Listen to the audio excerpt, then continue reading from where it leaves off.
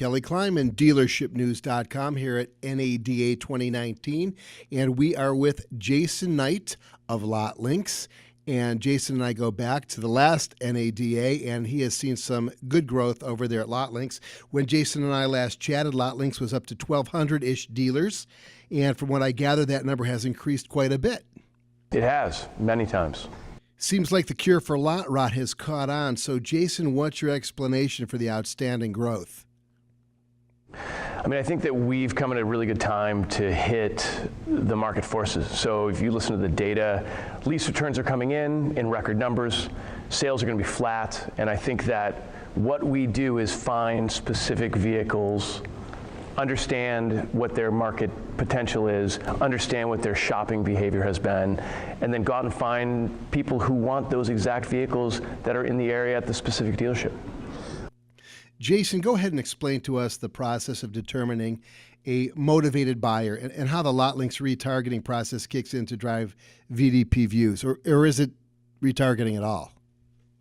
So we base all of our data on Google Analytics. So we integrate in with the dealer's website, so we know by VIN every single thing that's gone on with that vehicle. And so we're able to identify the vehicles that are under-engaged. We have that information. We also have all of shopper demand based on their make, model, year, and zip code behavior and searching and input. And so when those two things match up and our artificial intelligence system says, hey, we can influence this shopper right now on this publication, we can put that ad for the vehicle, VIN-specific ad, anywhere online. It links directly to the dealership's VDP for that VIN. So at that point, they take a peek at the VDP. Now let's talk about the amount of VDPs that qualify a buyer or that guarantee that that vehicle is more likely to move, and then what do you get to further motivate that driver? What do you do to further motivate that driver? Is it retargeting ads? How does it work? I think that VDPs are a very gross measurement, and gross not being in a sick way, but just a large aggregate. What we find that's actually far more important and impactful is engagements.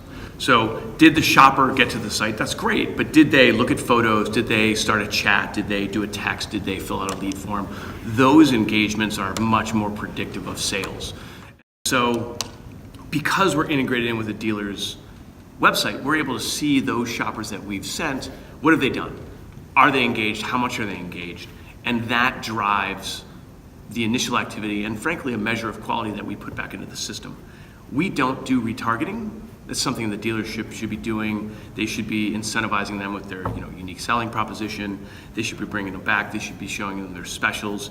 Really, we're just getting those folks in the digital showroom door, and then dealers do what dealers do, which is close, close, close. Can dealerships rely on most OEMs to participate in covering the costs of applying Lotlinx to their vendor lineup? And is the cost per lead still under $5? So we talk about a cost per shopper. What we charge is the cost of getting someone to the dealership website, that qualified shopper, and that's $4.99 per shopper delivered. So it's not per lead, it's not per click, it's per shopper, per unique shopper we put in. We have a lot of OEM co-op reimbursement for many OEMs. I think that dealers can count on that. That's good for new. In some cases, it's good for CPO. It's not necessarily going to help them at all with any of their used business. And obviously, we work with used, new, and CPO. But we're always working to expand that. And it's about how much does it cost to get those engagements. That's really more of the fungible measure. Does Lotlinx have its own inventory, or do you rely on a chain of third-party classifieds? So we talk about an omni-channel platform, which is we work with third-party classifieds. We work with custom integrations that we have. We work with all of the ad networks that are out there. Our objective is to be everywhere a shopper could be, because it's not about buying an ad on a website or on a publication. It's about getting that right VIN in front of the right shopper. So wherever that person goes, that's where we want to be. And our ability is to put that ad in front of them anywhere they are online if we choose to. What's the general time frame for a lead to close after Lotlinx gets them in their sites? So we really see we see the purchase cycle being something like 45 to 60 days. We really try to focus on those final few days, the last few weeks, to get them when they're very close to deciding what they're going to buy and where, and it's just pushing them over the edge to activate them, to come down to the store, to start to transact. And we see that most of those folks haven't made that decision because the vast majority of our traffic is net new to the dealer, meaning it hasn't been to their website before. So we get the right folks, we get them at the right time, then we put them to the right store. It's incremental to the store, and I think that's of critical importance. How many dealerships do you have in your network right now? So when you look at our manufacturing programs and our Tier 1 and Tier 2 activities with our Tier 3, we're north of, we're in the mid-thousands, I think is a safe thing to say, upwards of north of 5,000, south of 10,000. No, impressive. Since last time we spoke, it was substantially less. It was. What are some of your primary advertising channels, or is it all about visibility at shows?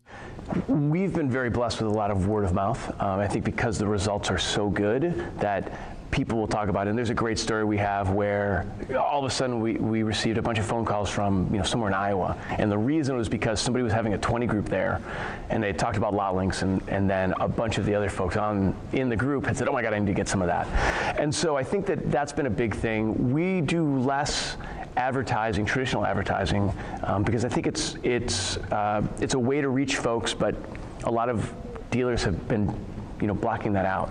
And so for us, we've been really successful with events, thought papers, reaching out to folks specifically, and then frankly just executing on the things we've done. We have a manufacturer's program. It's great to reach out to those dealers, share the results. Very often they come on direct. No question, Lotlinx is a really sweet little marketing niche. Whose idea was it to begin with? I mean, I think that it's been a labor of love for many years. So we incorporated the business in 2012, and it was really out of a previous business that was struggling. And so there were three primary co-founders, a man named Len Short, who's the current chairman and CEO, Rob Vusick, who is our CTO, and me. And really it was just about finding that niche and grinding it out and adapting as we added and layered on, artificial intelligence and machine learning and, expanding the channel and all those things. What does 2019 hold in store for you guys?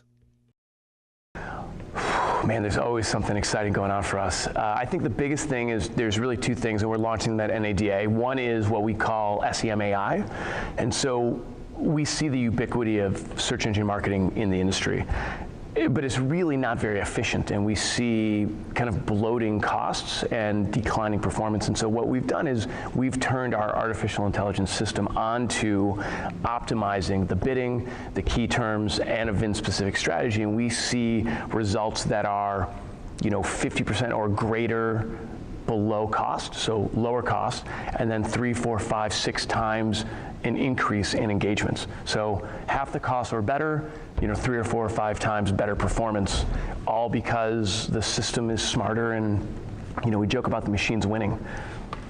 It's kind of true.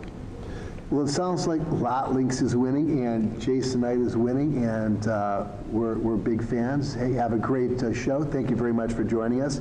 Kelly over here, dealershipnews.com. Lotlinx's own Jason Knight. Thanks. You bet.